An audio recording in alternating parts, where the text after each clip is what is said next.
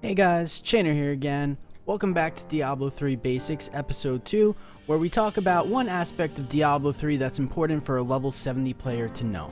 Again, if you're looking for a level 1 to 70 and gearing guide, I'll leave an annotation right here. Alright, so today we're going to talk about Paragon points. Okay, so on my stream, a lot of people ask about Paragon points in general, like how should I build my Paragon points? Is there a Paragon point spec? Paragon points, there's no general route for Paragon points. Paragon points are there to tailor to your character. Maybe you're missing a little bit of movement speed, so you need to get that. You know, your build might need this or it might not need that, and depending on how high of a Paragon level you are, that's gonna kind of determine where you put your points. Alright, we'll start off with the core tab. So the first Paragon point tab is the core tab. And what do we do here? So the first and the most important thing is movement speed. Now right here, as you can see, I have 13 movement speed. So the base movement speed you could have for your character is 25.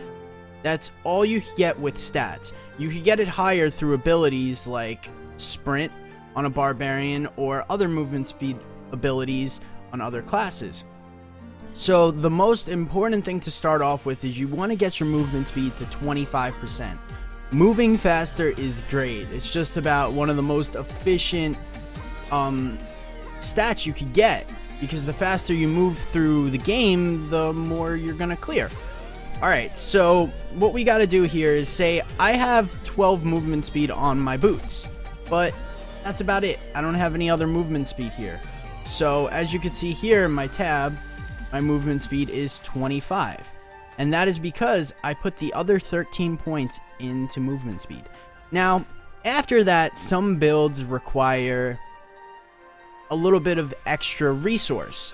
My certain build, I don't need Fury. It's not a big deal to me, so I just completely skip my resource. But if your build is very resource heavy and you would like more maximum resource, it can be a good choice to go to after your movement speed. And then after that, you're basically just going to put right into main stat. If you need some vitality, you're missing some on gear, that's also an option. So I really recommend main stat, but you could put into vitality or a little bit of both. And that's about it for the core tab. Moving on to the offense tab.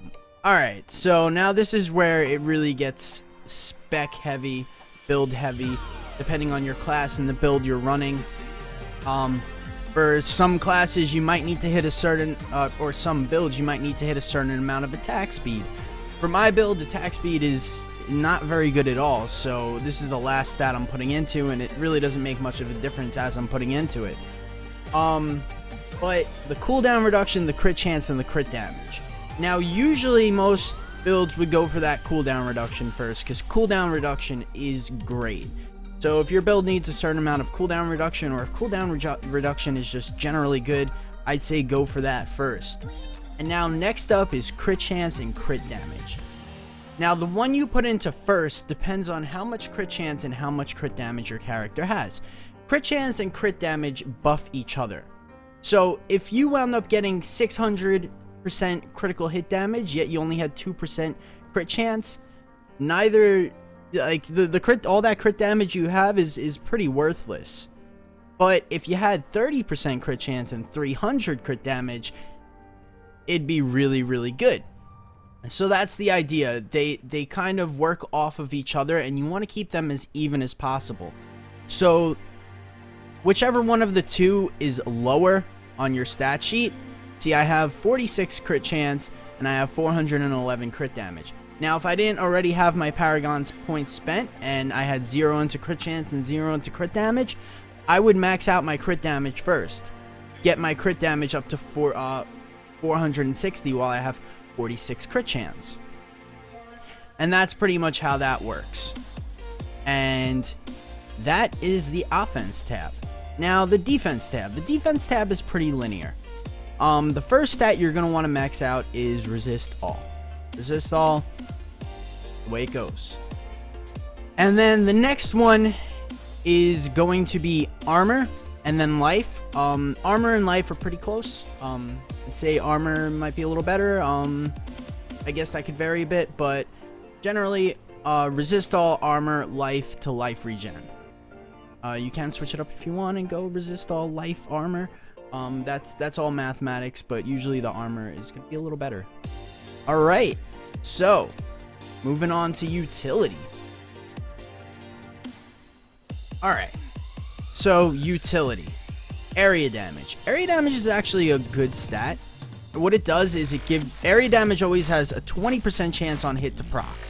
And if it procs, you deal your area damage worth of the damage you already dealt in a small radius.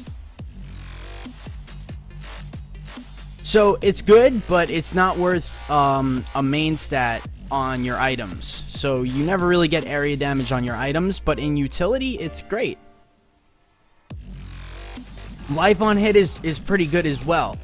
So life on hit can proc once per ability.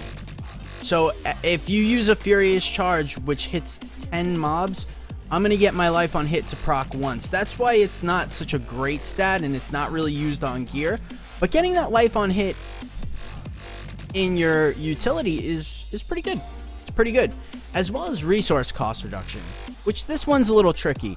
The reason why I don't have it statted right now is for a previous build. Okay, so in my Greater Rifting build, I use something called Life per Fury. So the more Fury I spend on Battle Rage Bloodshed, costs 20 Fury, I have like 5.3k, 5,300 life for every point of Fury that I spend. So if I reduce that 20 Fury on the Battle Rage down to say 17, then I'm just reducing my healing, because I'm not really spending Fury anywhere else in this particular build. So resource cost reduction could actually hurt you in some cases. In my T6 build, that's not the case. I'm not using Life for Fury, so I could actually go ahead and do this.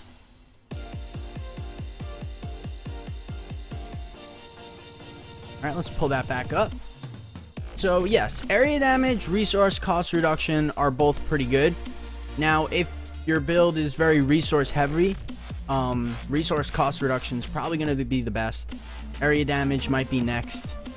Life on hit, depending on how much you need it, it's usually not all that good, so I would save it till later. It's really going to be down to, do you want the area damage, or could you make use of the resource cost reduction? If it's not helping you out that much, get the area damage first, then go the resource. But, you know, resource cost reduction is pretty good. It's pretty good.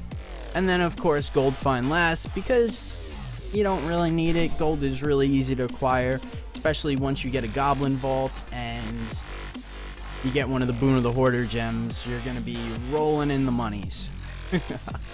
Alright, guys, so that's about it for today. I hope you liked the video. Hope you found it helpful. If you want, like, subscribe, share, leave a comment below, and I will see you guys tomorrow.